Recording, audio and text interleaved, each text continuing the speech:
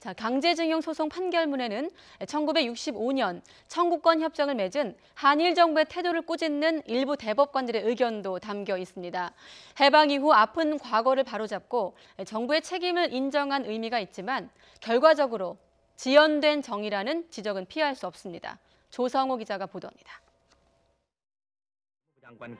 대법원은 1965년 한일 청구권 협정 당시 일본 정부가 식민 지배의 불법성을 인정하지 않은 점을 문제 삼았습니다.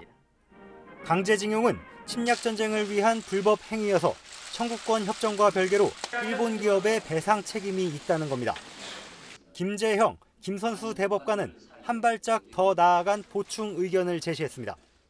대법관 김재형, 대법관 김선수의 다수 의견에 대한 보충 의견의 요지는 조약 해석의 일반 원칙에 따라보면 다수 의견의 입장이 타당하다는 취지입니다.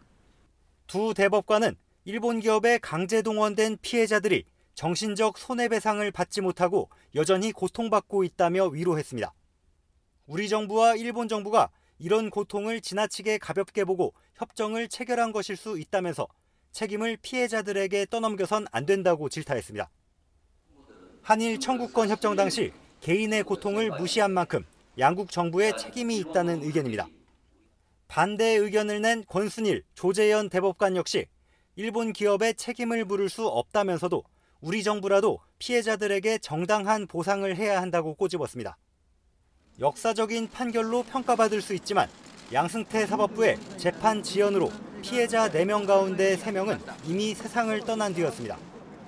지난 2012년 대법원 파기환송을 거쳐 일본 기업의 패소 판결이 내려지자 박근혜 정부 청와대가 대책회의를 열어 대법원에 재판을 미루고 전원 합의체에서 다뤄달라고 요구했고 양승태 전 대법원장을 비롯한 고위 법관들이 재판을 늦추는 데 관여한 정황이 검찰 수사로 드러났습니다.